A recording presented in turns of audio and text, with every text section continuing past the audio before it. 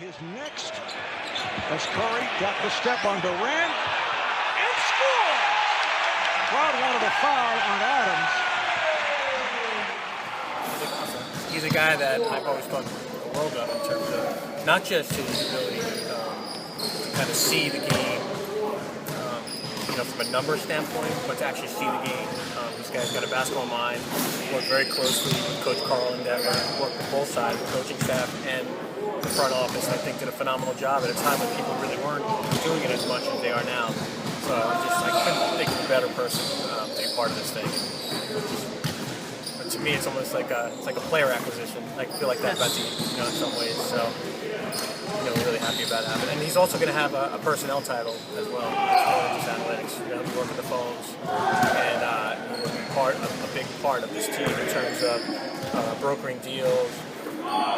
His reputation throughout the league is stellar, and his contact base is as big as anyone. So we're really happy to have. This isn't just a guy that's crunching numbers in a closet somewhere. This is a guy who's on the floor, working with the coaches, calling assistant general managers, trying to put deals together. Is that the most difficult part? Is transitioning like books of raw data into actual gameplay and how it translates?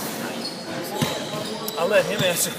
I'll let him answer that. But yeah, I think what he does, he has an uncanny ability to actually take something that would seem complicated and break it down to 3 or 4 simple points. And I think the way he does that is not just effective for front office and coaches, but for players as well.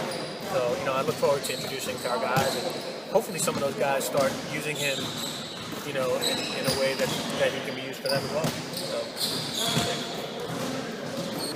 I've known Gene since I was in Golden State. I don't even know if he was working for Seattle at the time, but we used to go get lunch. He was living in the Bay Area. Dean, you could ask him.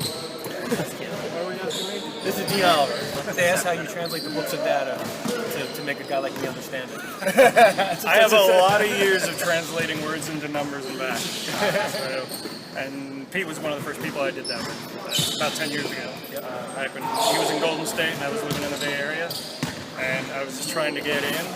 Pete was one of the first people to listen to me. It's a great opportunity to get to know the way you guys think, so I can build some of that translation that goes back and forth.